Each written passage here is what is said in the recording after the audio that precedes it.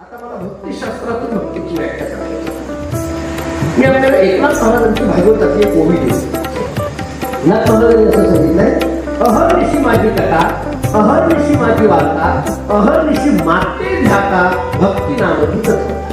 अहर्निशी माझी कथा, अहर्निशी माझी वार्ता, अहर्निशी या शब्दाचा अर्थ काय? रात्रंदिवस.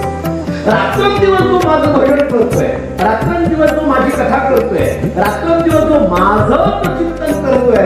भगवान उद्धवाला सांगतात, उद्धवा त्याला तो मुक्ती बोलतो.